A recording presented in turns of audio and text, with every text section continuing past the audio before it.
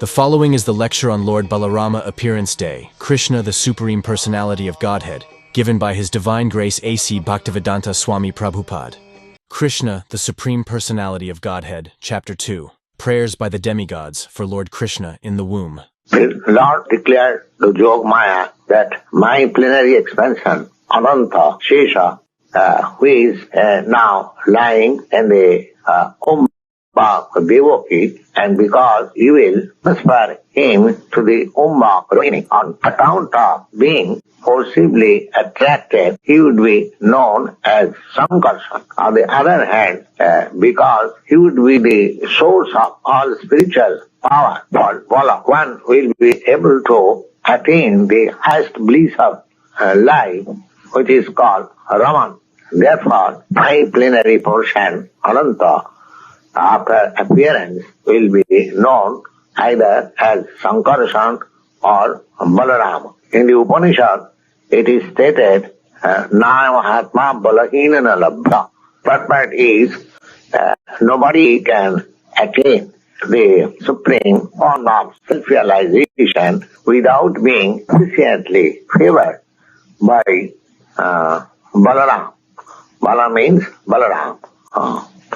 It is not that Bala means physical strength. Nobody can attain spiritual perfection by physical strength. But one must have a spiritual strength which is infused by Balaram. Or Sankarsana, Ananta, Sesha Naga, is the power which sustains all the planet in their defined position. Materially, this sustaining power is known as law of gravitation, but actually it is the display, the potency of Sankarsana. So Balaram or Sankarsana is spiritual power or the original spiritual master. Therefore, Lord Nityananda Prabhu, who is also incarnation of Balaram, is the original spiritual master, and the spiritual master is representative of Balaram, or the Supreme Personality of Godhead, who supplies the spiritual strength. In the Chaitanya Chaitamrita, it is confirmed that the spiritual master is the manifestation of mercy of Krishna. When Jogmaya was ordered by the Supreme Personality of Godhead in that way, she circumambulated the Lord, then appeared within this material world according to the direction of the Supreme Personality of Godhead. When the supreme power of the Supreme powerful Personality of Godhead attracted Lord Sesha from the devotee to the Rohini, both of them were under spell of Yogamaya, which is called Yoga Nidra. When this was done, then people understood that Devaki's seventh pregnancy was miscarriage. Thus, Lord Balaram, although appeared as the son of Devaki, was transferred to the Rohini to appear as her son. When Gargamuni was so eagerly requested by Nanda Maharaj, he then performed the name-giving ceremony as secretly as possible in the cow shed of Nanda Maharaj. He informed Nanda Maharaj that this child, son of Rohini, his attitude will be very much pleasing to his family members, relatives. Therefore, he would be called as Rama. At the same time, this child in future will be extraordinarily very strong. Therefore, he would be called Balram. But at the same time, your family and the family of the Jodhus being so intimately connected and attracted, so his another name should be Sankarsana. This means the Gargamuni awarded three names to the son of Rohini, namely Balaram, Sankarsana and Baladeva. But he carefully did not disclose the fact that Balaram also appeared in the Devaki, but he was subsequently transferred to the Rohini. The other was Krishna and Balaram are real brothers, being originally sons of Devotee. While Krishna was engaged in his transcendental pastime, exhibiting his internal potency along with the supermost fortunate cowherd spoil, there was another chance of his exhibiting the superhuman power of Godhead when his most intimate friends like Ram, Subal, Sloka Krishna, all of them combined together began to address Krishna as follows with great love and affection. Will you kindly note that just near this place there is a big forest of the name Pralambasura. This forest is full of palm trees. All these palm trees are full with fruits, and some of them are falling down, and some of them are very ripe even in the tree. It is a very nice place, but on account of a great demand, a Dhenuka suit, it is very difficult to go there, and nobody can reach the trees to collect the fruits from there. My dear Balarama, if you like, let us all go there and enjoy these fruits. Flavor of the fruits are now everywhere spread. Don't you smell the flavor from here? In this way, and Balarama and Krishna were requested by their intimate friends.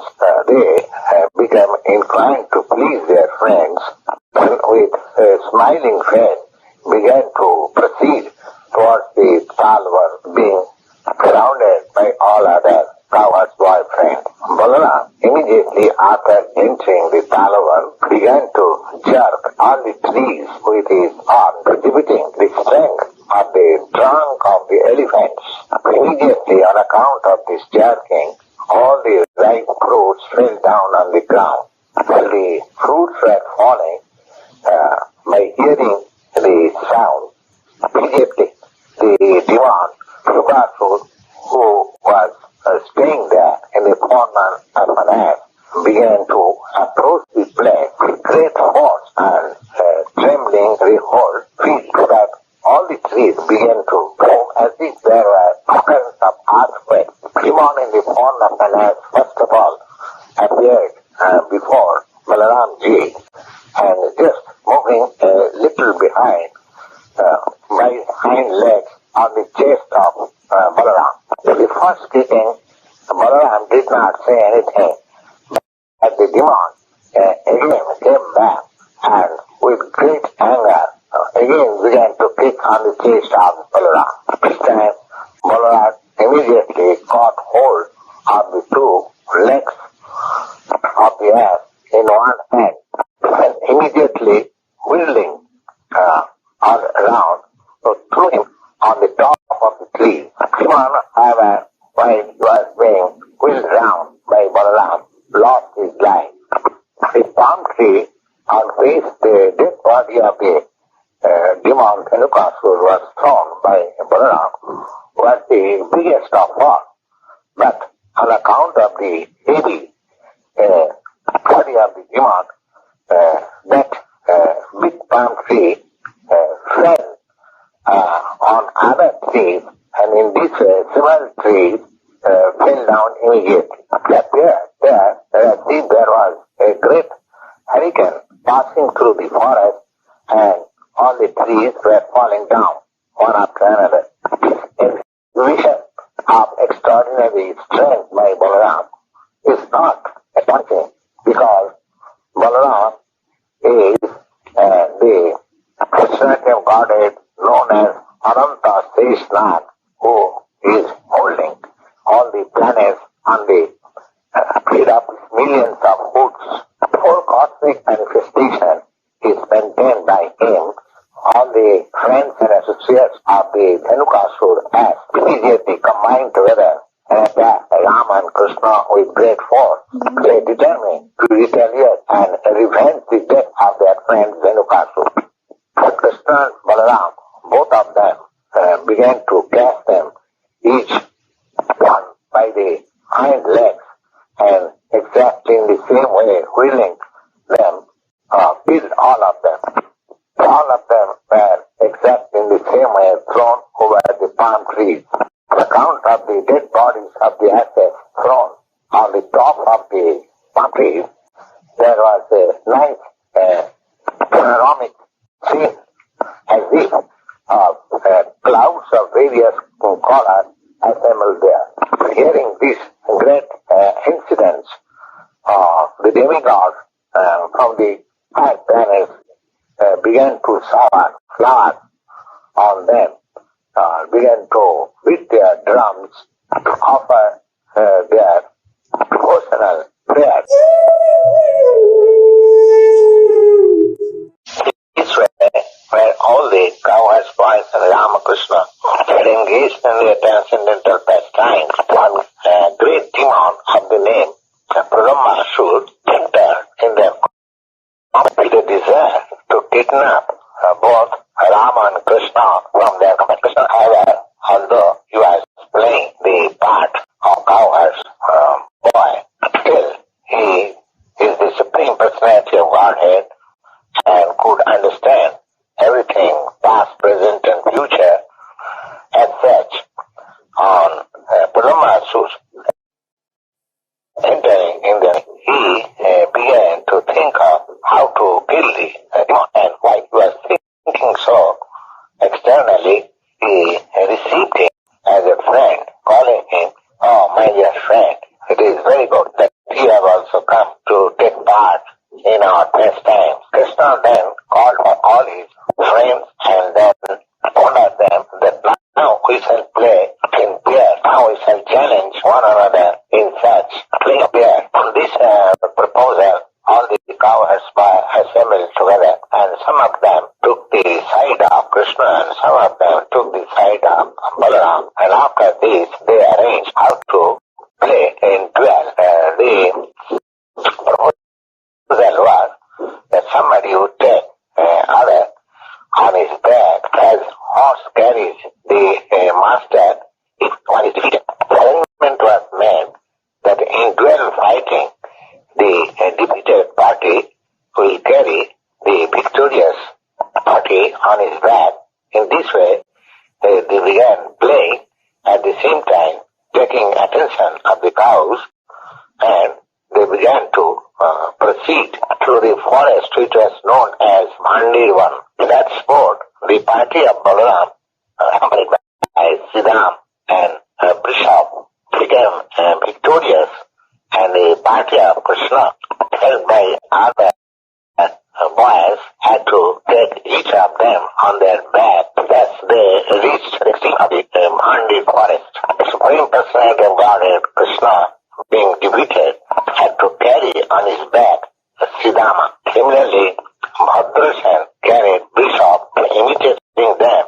The Pralambasura, who appeared there as a cowherd boy, had to carry Balram on his back. The demon Pralambasura was the greatest amongst the demons, and he thought that Krishna was more powerful, and in order to avoid the company of Krishna, he carried Balaram farther away from the place where they were to get down. The demon Pralambasura was undoubtedly very strong and powerful. Still, he was carrying Balaram, who is compared with a mountain. Therefore, while carrying Balaram, he was feeling too much burden, and now he began to assume his real form of demon. Just when he appeared in his real feature, he was decorated with golden helmet and earrings, and thus appeared just like the cloud with lightning lines over it, carrying the moon on the head. At that time, Balaram observed that his body was expanding up to the limit of the cloud, and his eyes were dazzling like blazing fire, and his cheeks were decorated with sharpened teeth, and his helmet and earrings began to appear like fiery brightness. Baladev was for the time being surprised by such appearance of the demon, and began to think himself, how is it that the carrier has changed his everything all of a sudden? When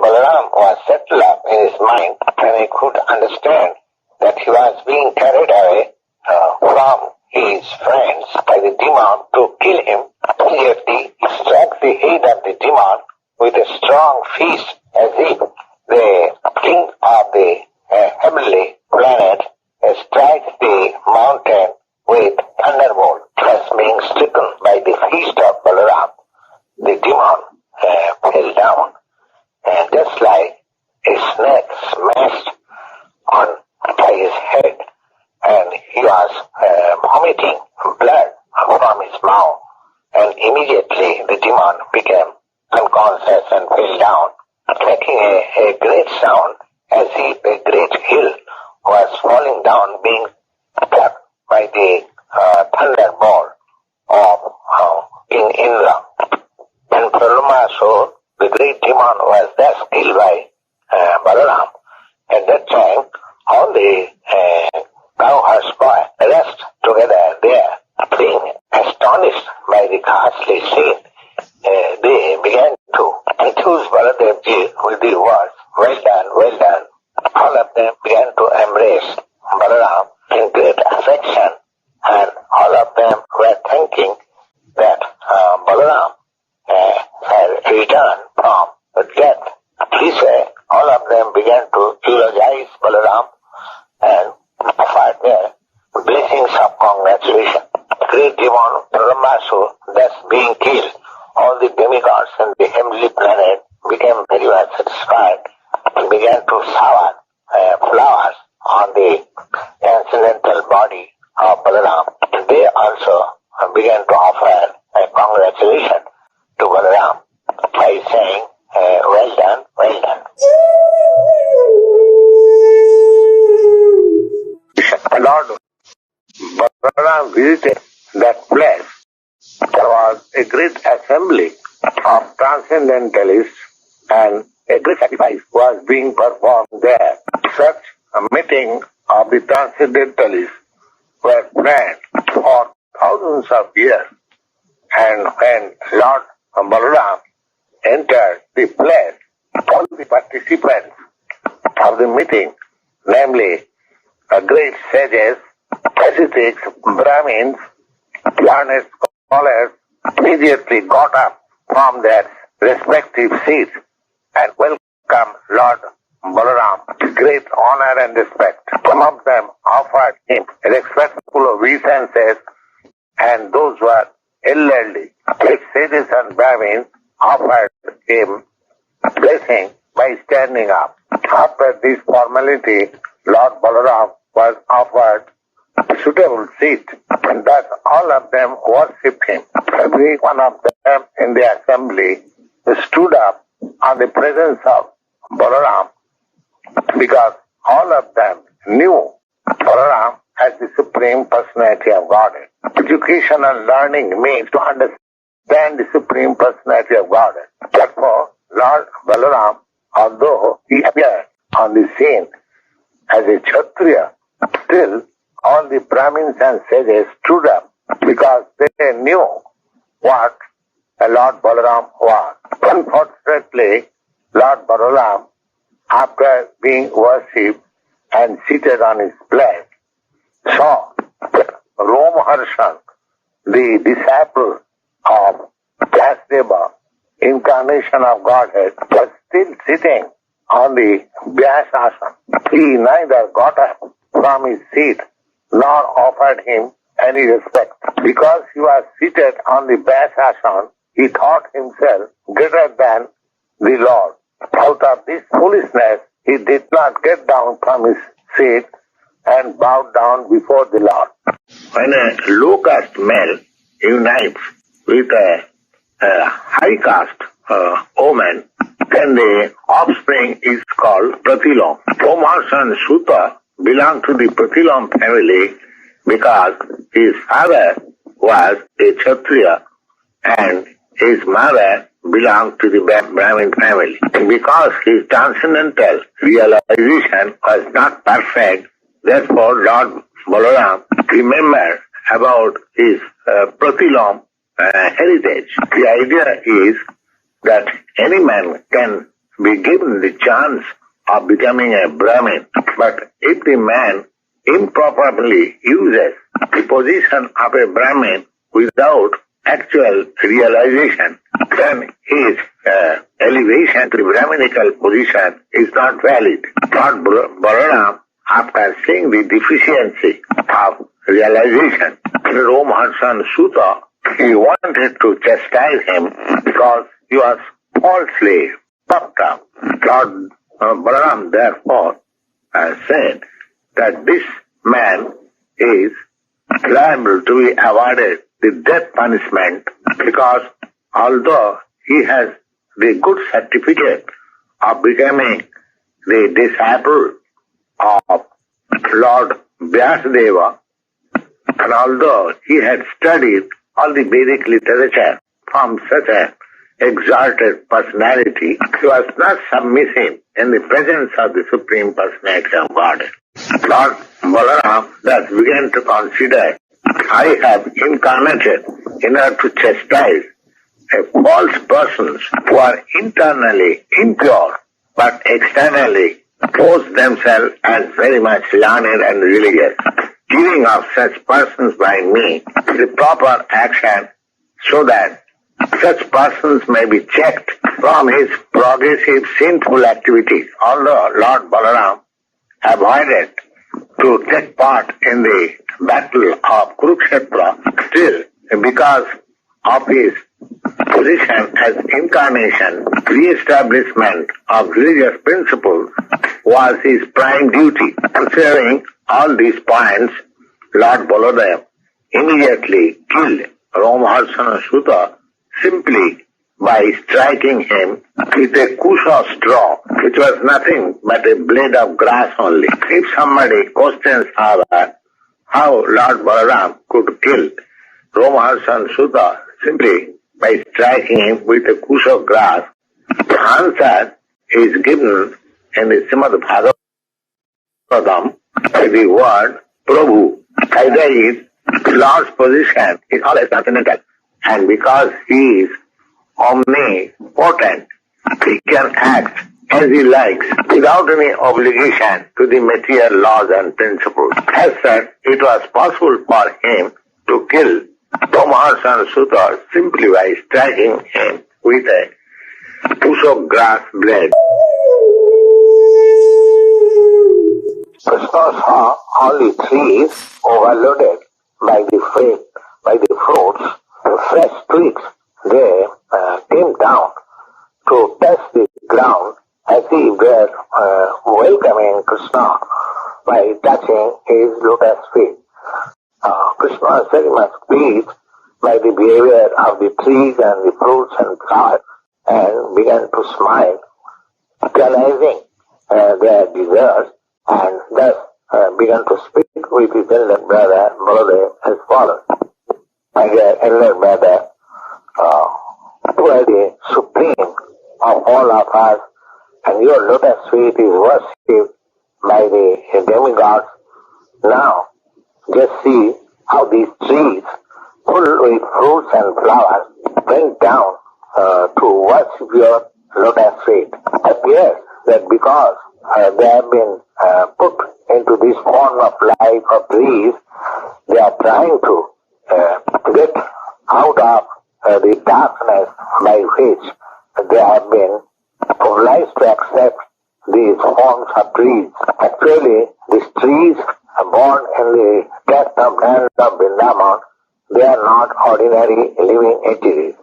They are an account of their past life, quite an impersonal philosophical point of view. They are now put into this condition, standstill life. Now they have got the opportunity of seeing you in Vrindavan, and they are praying for further advancement in spiritual life of your personal association. Similarly, the three species of life are obtained by living entities in the modes of darkness. So, the impersonally and wild philosophers are in the darkness, and in order to predicate from this darkness of light, your presence is taken fully advantage of. I think the drones who are buzzing all around you, they must be your devotees from their past life, and they cannot leave your company because nobody can be better affectionate master than yourself. You are the supreme original personality of Godhead, and the drones are just trying to spread your glories, chanting every moment. I think some of them must be great sages, devotees of your Lord Save, and they are hiding themselves in the form of dogs because they are unable to give up your company even for a moment. My dear brother, you are the supreme worshipable Godhead. Therefore, just see the peacocks, great ecstasy, are dancing before you. So far, the deers are concerned, whose behavior is just like the gopis, and how they are welcoming you with the same affection. The couples who are standing in the forest trying to receive you with great joy because they have considered that your appearance is auspicious at their home. I think the residents of Vrindavan, even though they are trees and animals, they are glorified because all of them are so nice that they prefer to welcome in their best capacity, because it is the practice of great soul to receive another great soul at home. So far the land is concerned, it is so pious and fortunate that it is marking on its body the footprints of your lotus. Kakus who are staying in this forest just welcoming you by their sweet voice. It is quite natural for the Vrindavan inhabitants to receive a great personality like you. The land of Vrindavan is also fortunate because on the ground you are leaving the impression of your footprints. The herbs, creepers and plants, they are also so much fortunate that they are touching your lotus feet. Small plants of which you are touching the twigs by your hand and nails, they are also glorious. So far the hills and the rivers are concerned, they are also glorious because you are putting on your glance over them. Above all, the damsels of Braja, the gopis, they are still more glorious because you embrace them with your strong arms, being attracted by their beauty. In this way, both Lord Krishna and Balram came to enjoy the residence of Brahman.